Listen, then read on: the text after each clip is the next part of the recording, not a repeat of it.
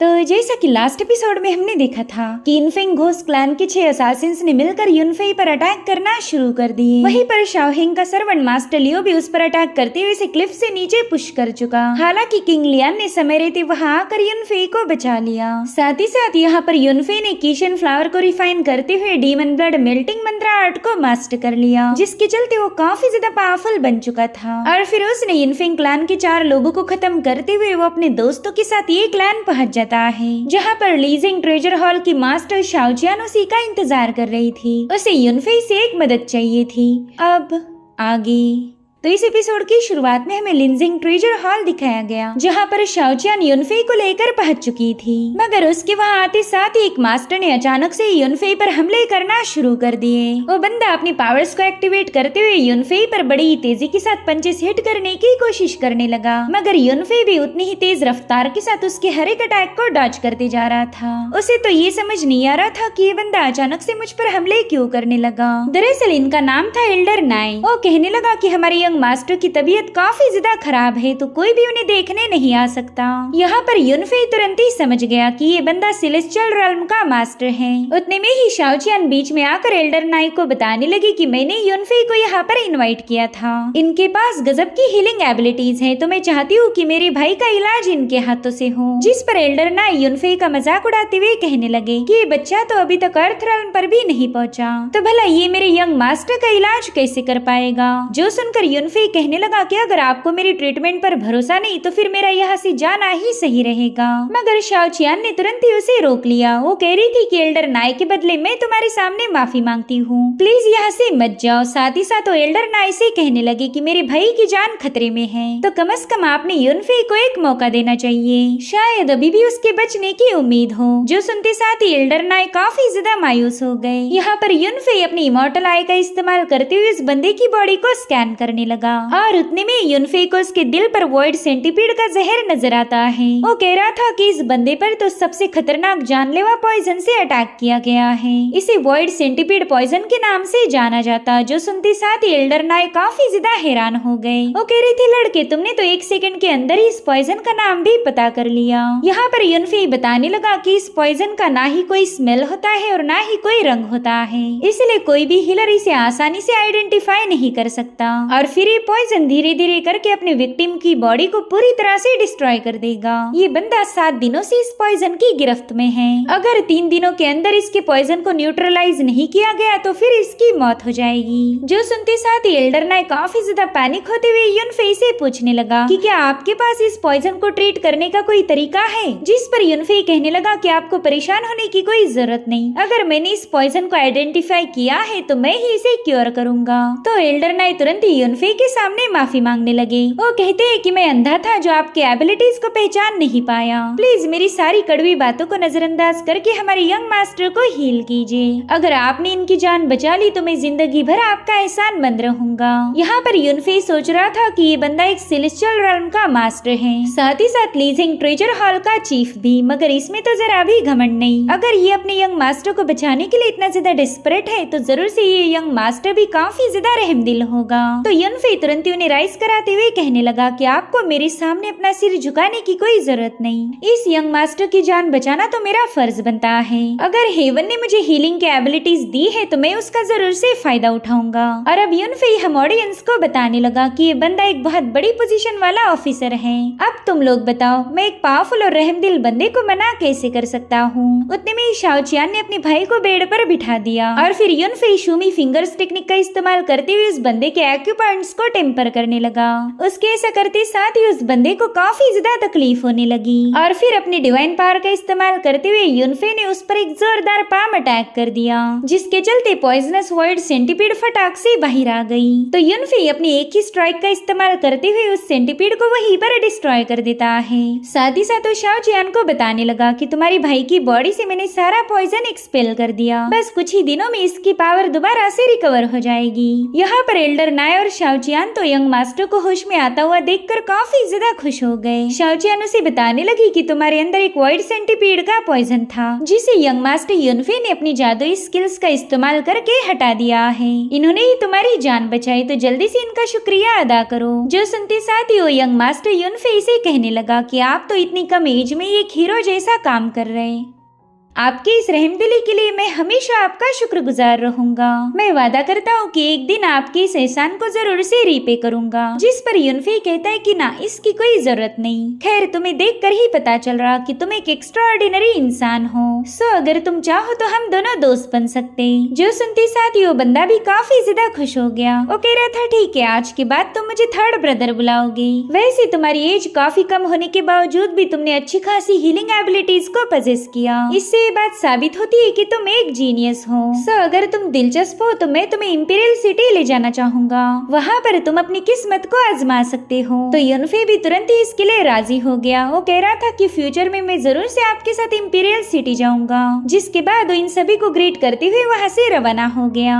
अब हॉल से बाहर आने के बाद शाओचियान युनफे से कहने लगी कि आपने मेरे भाई का इलाज किया था, प्लीज इस बात को सीक्रेट रखिए। अगर हमारे दुश्मनों को पता चला कि वो क्योर हो चुका है तो दोबारा से उस पर हमला कर सकते। तो युनफे ने भी उससे वादा किया कि वो किसी के सामने इस बात को रिवील नहीं करेगा। साथ ही वो शाओचियान को एक एलिक्सर देते हुए कहने लगा कि मैंने स्पेशली तुम्हारे लिए प्रिपेयर किया था।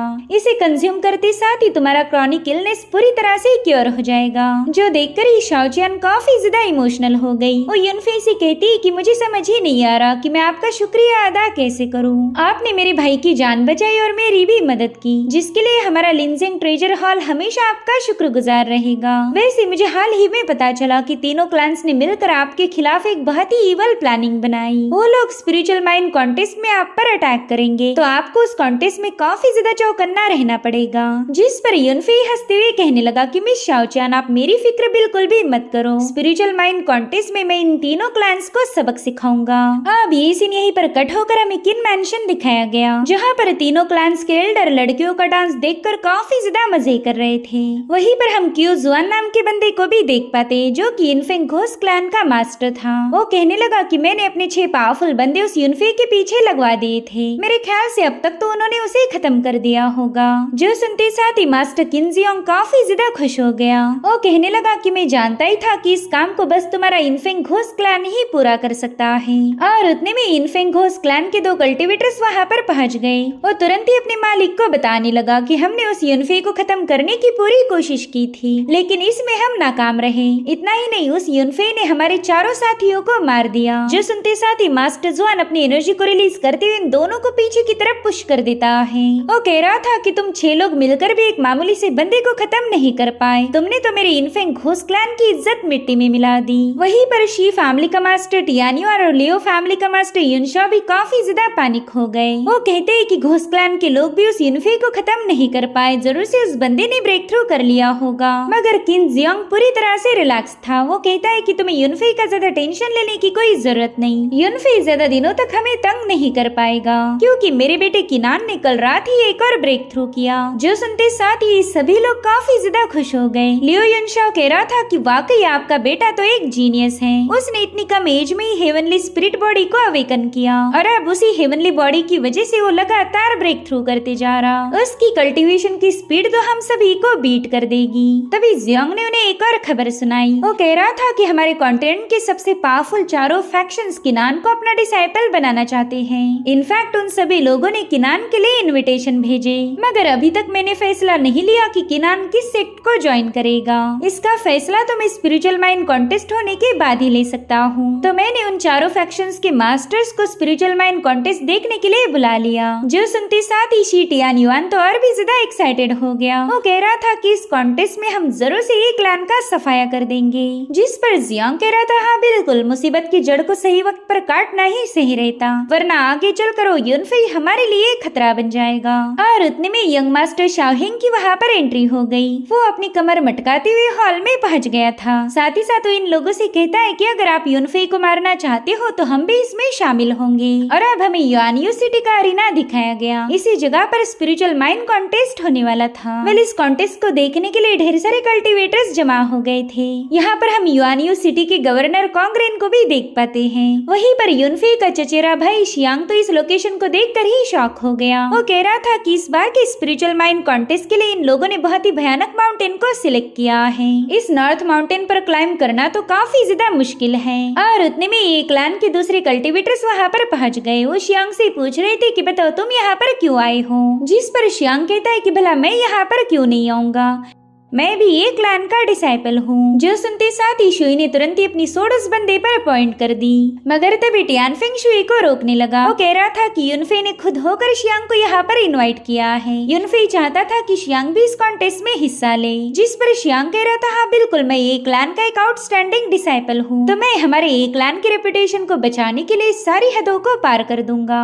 जो सुनते साथ ही ये फान उसे धमकाने लगा कि आज गलती से भी यहाँ पर कोई तमाशा खड़ा मत करना, अगर तुमने ऐसा कुछ किया तो फिर मैं अपने हाथों से तुम्हारी खाल उधेड़ूंगा। तभी टियानफेंग कहता है इरफान तुम बिल्कुल फिक्र मत करो, मैं ही हमारी टीम को लीड करने वाला हूँ, तो मैं शियांग पर पूरी नजर रखूंगा। जिस पर इरफान कह रहा था ठीक है, लेकिन यूनफे अभी तक नहीं आया, कहीं ऐसा तो नहीं कि वो एकदम लास्ट मोमेंट पर हीरो जैसी एंट्री मारेगा। और उतने में यूनफे की वहाँ पर एंट्री हो गई। वो कह रहा था हीरो तो मैं हुई, लेकिन हमेशा स्टाइल मारना मुझे पसंद नहीं। खैर मुझे यहाँ आने में देर इसलिए लगी क्योंकि मैं इस कॉन्टेस्ट के लिए एक सीक्रेट वेपन को प्रिपेयर कर रहा था। जो सुनते साथ ही इरफान तो इस सीक्रेट वेपन को देखने के लिए काफी ज्यादा एक्साइटेड हो गया। इधर गवर्नर कांग्रेन ने तुरंत ही अनाउंसमेंट करना शुरू कर दी। वो सभी कल्टीवेटर्स को बता रहा था कि स्पिरिचुअल माइन का कॉन्टेस्ट 3 सालों में एक बार किया जाता है, लेकिन इस बार का कॉन्टेस्ट काफी ज्यादा स्पेशल होगा क्योंकि हमारी युआनयू सिटी में एक बहुत ही रेयर हेवनली स्पिरिट बॉडी पाई गई है। वो कल्टीवेटर ऑलरेडी इतना ज्यादा टैलेंटेड है कि हमें उसी की वजह से इस कॉन्टेस्ट को और भी ज्यादा मुश्किल बनाना पड़ा, तो हमने इस बार कॉन्टेस्ट के लिए नॉर्थ माउंटेन को सिलेक्ट किया है। साथ ही इस बार के कॉन्टेस्ट के रूल्स भी काफी ज्यादा सिंपल है। इसमें चारों क्लैंस को एक एक फ्लैग दिया जाएगा। जो भी क्लैन सबसे पहला नॉर्थ माउंटेन पर मौजूद कोल्ड्रन में इस फ्लैग को सेटअप करेगा वही इस मुकाबले को जीत जाएगा। साथ ही कॉन्टेस्ट के दरमियान एक क्लैन दूसरे क्लैन पर अटैक कर सकता है। तुम लोग चाहे जितनी मर्जी उतनी फाइट कर सकते हो, बस इसमें एक ही रूल है, तुम्हारे क्लैन का फ्लैग डिस्ट्रॉय नहीं होना चाहिए। अगर ऐसा हुआ तो वो क्लैन एलिमिनेट हो जाएगा। साथ ही इस कॉन्टेस्ट में 20 साल के अंडर वाले कल्टीवेटर्स ही पार्टिसिपेट कर सकते। इतना ही नहीं, अगर मुकाबले के दौरान तुमने किसी को खत्म भी कर दिया तो भी तुम पर कोई एक्शन लिया नहीं जाएगा। अभी सुनते साथ ही सभी कल्टीवेटर्स पैनिक हो गए क्योंकि ऐसा रूल पहले कभी नहीं था। वहीं पर यूनफे के फादर टियानपेंग भी इन रूल्स को सुनकर काफी ज्यादा हैरान थे। वो कह रहे थे कि इस बार के कॉन्टेस्ट के रूल्स को बड़े ही ब्रूटल तरीके से तोड़ मरोड़ दिया। शायद आपको आपके कल्टीवेटर्स पर कुछ ज्यादा ही भरोसा है। दरअसल ये सारी करामत थी इन 3 क्लैंस की। ये किसी भी कीमत पर एक क्लैन को डिस्ट्रॉय करना चाहते हैं, तो कॉन्टेस्ट से बेहतर मौका इन्हें नहीं मिलने वाला। यहाँ पर किन्जियांग टियानपिंग से कहने लगा कि शायद तुम्हें अपने फ्यूचर यंगर जनरेशन पर जरा भी भरोसा नहीं। अगर तुम्हें डर लग रहा कि तुम्हारे लूजर्स की फौज इस कॉन्टेस्ट में मारी जाएगी तो अभी भी वक्त है, तुम्हारा क्लैन अभी के अभी सबमिट करके इस कॉन्टेस्ट से बाहर जा सकता। जिस पर टियानपिंग कह रहे थे किन्जियांग तुम्हारे मुँह से ऐसी बहादुरी वाली बातें बिल्कुल भी शोभा नहीं देती। मेरे क्लैन को लूजर बोलने से पहले तुमने अपने बेटे के बारे में सोचना चाहिए। लास्ट टाइम हुए कॉन्टेस्ट में वो मेरे बेटे यूनफे के सामने हार गया था। जो सुनते साथ ही टियानयुआन टियानपिंग पर भड़क गया। वो कह रहा था कि किनान एक जीनियस है, तो तुम उसके बारे में बिल्कुल भी बकवास नहीं कर सकते। तभी कांग्रेन बीच में आते हुए कहने लगा कि आप सभी मास्टर शांत हो जाएं। अगर आप जैसे सीनियर्स ही झगड़ने लगे तो फिर बाकी के कल्टीवेटर्स आपसे इंस्पायर कैसे होंगे। क्यों ना इस बहस को यहीं पर खत्म करके कॉन्टेस्ट की शुरुआत की जाए। और उतने में इलियो क्लैन के एल्डर ने अपने क्लैन का फ्लैग सीधे मुंबई की तरफ पास कर दिया, तो मुंबई भी सभी कल्टीवेटर्स के सामने शाइनिंग मारते हुए उस फ्लैग की तरफ आगे बढ़ता है। यहाँ पर उसने सोर्ड्स को सीढ़ियों जैसा यूज किया था और फाइनली वो उस फ्लैग को ग्रैब करके सीधा अरीना में आ गया। सभी लोग मुंबई के लिए चीयर्स कर रहे थे। जिसके बाद शी फैमिली का एल्डर टियानयुआन भी अपनी बेटी की तरफ अपने क्लैन का फ्लैग थ्रो करता है, जो कि शाओ ने अपनी पावर्स को एक्टिवेट करते हुए तुरंत ही छलांग लगाकर उसे ग्रैब कर लिया। वेल ये वही बंदी है जिसके साथ यूनफे ने अपनी एंगेजमेंट ब्रेक कर दी थी। भले ही सभी कल्टीवेटर्स इसके दीवाने हो, मगर यूनफे इसे जरा भी घास नहीं डालता। वहीं पर सीनियर टियानपिंग ने भी अपने एक क्लैन का फ्लैग उठाते हुए उसे सीधे टियानफिंग की तरफ थ्रो कर दिया। वेल इस फ्लैग से बहुत ही पावरफुल एनर्जी रिलीज हो रही थी, तो टियानफिंग ने भी अपनी पावर्स को एक्टिवेट करते हुए सीधे जाकर उस फ्लैग को ग्रैब कर लिया। अब यहाँ पर सभी कल्टीवेटर्स काफी ज्यादा कंफ्यूज हो गए। उन्हें ये समझ नहीं आ रहा था कि यंग मास्टर यूनफे के होते हुए उन्होंने टियानफिंग के हाथ में फ्लैग क्यों थमाया। आया। यूनफे की मार्शल मेरिडियन तो ऑलरेडी रिस्टोर हो चुकी है, तो इस कॉन्टेस्ट को लीड करने का मौका यूनफे को मिलना चाहिए था। उनकी सारी बातें टियानफेंग ने भी सुन ली थी, मगर वो उन्हें कोई जवाब दे पाई इससे पहले यूनफे वहाँ पर पहुँच गया। वो कह रहा था, मेरे भाई टियानफेंग, तुम्हारी स्किल्स इस बार काफी ज्यादा इम्प्रूव हो चुकी। मैं खुश हूँ कि तुमने इतने कम वक्त में इतनी अच्छे से प्रोग्रेस कर ली। जिस पर टियानफेंग जवाब देते हुए कहने लगा कि इस कॉन्टेस्ट को मैं अपने अकेले के दम पर जीत नहीं सकता। अगर हमें जीत हासिल करनी है तो हम सबको एक साथ मिलकर एफर्ट्स लगाने पड़ेंगे। जो सुनते साथ ही शियांग कहने लगा कि अगर ऐसी बात थी तो फिर तुम लोगों ने मुझे इस टीम का लीडर बनाना चाहिए था। मगर इन सभी लोगों ने शियांग की बातों को फुल टू इग्नोर मार दिया। वहीं दूसरी तरफ किन जियांग मास्टर टियानफेंग से कहने लगा कि तुमने तो इस बार बहुत ही बड़ी गलती कर दी। इस कॉन्टेस्ट को जीतने के लिए एक पावरफुल योद्धा की जरूरत है, मगर फिर भी तुमने अपने जीनियस बेटे यूनफे को लीडर नहीं बनाया। अब तो तुम्हारे क्लैन के जीतने के चांसेस और भी ज्यादा कम हो गए। जिस पर टियानफेंग उसे करारा जवाब देते हुए बताते हैं कि मेरे ये क्लैन के सभी कल्टीवेटर्स टैलेंटेड हैं, और अगर बात टियानफेंग की जाए तो वो यंगर जनरेशन में सबसे बेस्ट है। उसका नेचर स्टडी और मैच्योर है, तो ऐसा ही बंदा एक बेहतर टीम लीडर साबित हो सकता। जो सुनते साथ ही जियांग ने ताना मारते हुए कह रहा था कि तुम्हारे क्लैन में चाहे कितने भी जीनियस क्यों ना हो, आज तुम्हारी हार तो कंफर्म है। और अगर बात असली जीनियस की जाए तो वो बस एक है। और इतना कहते साथ ही उसने फुल टू जोश में आकर अपने किन फैमिली के फ्लैग को अपने बेटे किनान की तरफ रिलीज कर दिया।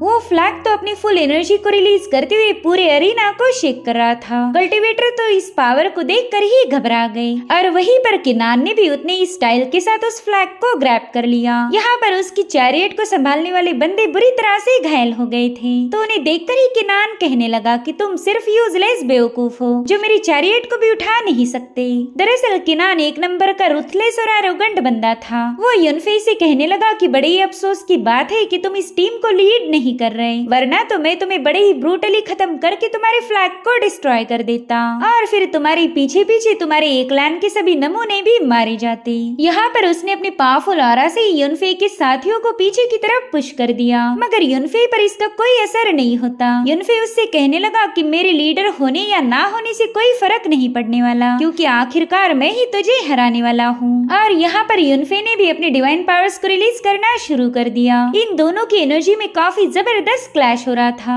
मगर लोग तो बस किनान की ही तारीफें करने लगे, क्योंकि उसके पास हेवनली स्पिरिट बॉडी थी। साथ ही कुछ लोगों को इसमें मजा आने लगा। वो कहते हैं कि दोनों बचपन से राइवल्स हैं, तो इन दोनों की फाइट को विटनेस करने का मजा ही कुछ और होगा। यहाँ पर शाओ किनान को इम्प्रेस करने के लिए सीधे यूनफे को ताने मारने पहुंच गई। वो कह रही थी कि यूनफे, ऑलरेडी तुम इतने ज्यादा बदनाम हो, मुझे नहीं लगा था कि तुम इस पब्लिक इवेंट में शामिल होंगे। अगर तुम में जरा सा भी गुरूर बाकी है तो जल्दी से यहाँ से दफा हो जाओ। जिस पर यूनफे कहता है कि अगर तुम्हारी जैसी बेशरम लड़की यहाँ आ सकती है तो मैं क्यों नहीं आ सकता, और वैसे भी अगर रेपुटेशन की बात की जाए तो मेरे बारे में तुम्हारे जितने लजीज चर्चे नहीं होते। जो सुनते साथ ही शाओ उस पर काफी ज्यादा भड़क गई। वो कह रही थी कि बस तुम देखते जाओ कि कैसे मैं तुम्हारी इज्जत की धज्जियां उड़ाती हूँ। और उतने में वहाँ पर शाओ चियान भी यूनफे से मिलने पहुँच गई, तो यूनफे शाओ को धक्का मार के सीधे अपनी दोस्त से मिलने चला जाता है। शाओ चाहे उस पर कितना ही कीचड़ क्यों ना उछाले, यूनफे को उससे जरा भी फर्क नहीं पड़ता।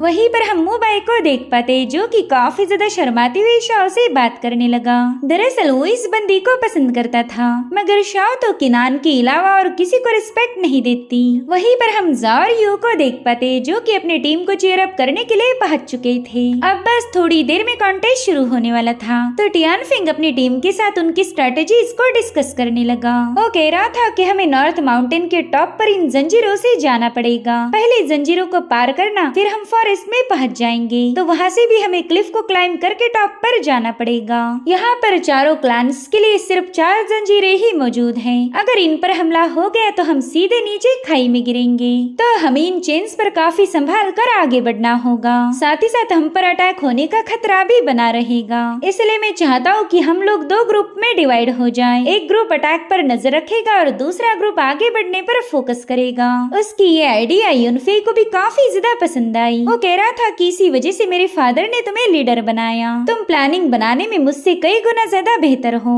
और उतने में गवर्नर कांग्रेस ने कॉन्टेस्ट को स्टार्ट कर दिया। तो ये सभी कल्टीवेटर फटाफट से उन जंजीरों पर उतर चुके थे, मगर किनान तो अभी भी आराम से बैठा हुआ था। उसे कोई जल्दी नहीं। और उसका ऐसा रवैया देखकर उसकी टीम को भी टेंशन आने लगा। उन्हें डर था कि कहीं किनान के एरोगेंस की वजह से वो इस मुकाबले में हार न जाए। इधर टियानफिंग अपनी टीम को लेकर काफी तेजी के साथ चेन पर आगे बढ़ रहा था, मगर तभी लियो क्लान का यंग मास्टर मुबाई अपनी सोड को बाहर निकालते हुए सीधे उसे टियानफिंग की तरफ हिट कर देता है। हालांकि वो फ्लाइंग सोड टियानफिंग को कोई नुकसान पहुंचा पाई इससे पहले इशुई ने उसे हटा दिया, जो देखते साथ ही मुबाई अब अपनी सोड पर सवार होकर सीधे टियानफिंग का रास्ता रोकने पहुंच जाता है, जिससे टियानफिंग का बैलेंस शेक होकर वो सीधे चेन से नीचे गिरने लगा। लेकिन उसने जैसे तैसे खुद को संभालते हुए दोबारा से चेन पर वापस आ गया। वेल इस मुबाई की हरकतें देखकर यूनफे उस पर काफी ज्यादा भड़क गया था। वो कह रहा था, मुबाई मैंने तो अभी तक तेरे क्लान पर कोई हमला नहीं किया था, लेकिन अब अगर तूने शुरुआत की है तो मैं इसे खत्म करूंगा। और इतना कहते साथ ही यूनफे सीधे लियो क्लान की चेन पर सवार हो गया। यहाँ पर उसने मुबाई के साथी पर हमला करते हुए इसे चेन से नीचे गिरा दिया, लेकिन वो मुबाई की टीम का और नुकसान कर पाई इससे पहले शाओ ने उस पर हमला कर दिया, जिससे तो यूनफे बाल बाल बच गया था। यहाँ पर शाओ सीधे आकर उसके सामने कूद गई। वो कह रही थी कि मेरे होते हुए तुम लियो क्लान को कोई नुकसान नहीं पहुंचा सकते। इधर मुबाई और टियानफिंग के दरमियान का मुकाबला शुरू हो चुका था। तभी यूनफे ने एफान को सीधे मुबाई पर थ्रो कर दिया। यहाँ पर एफान का काम था मुबाई को बिजी रखना। तब तक उसकी टीम आगे बढ़ने लगी। वहीं पर हम शियांग को देख पाते, जो कि रेंगते हुए चेन को क्रॉस करने लगा। यहाँ पर यूनफे समझ गया कि उसे कुछ भी करके इस मुबाई को रास्ते से हटाना होगा, मगर वो मुबाई पर अटैक कर पाई इससे पहले उस बंदे ने स्नीक अटैक करते हुए अपनी शुरिकन ब्लेड यूनफे पर थ्रो कर दी, जिसे यूनफे ने तो डॉज कर दिया, मगर एफान काउंटर नहीं कर पाता, जिसके चलते वो बंदा सीधे खाई में गिरने लगा। और इसी के साथ एपिसोड यहीं पर एंड हो जाता है। Thank you so much for watching. Bye bye, take care.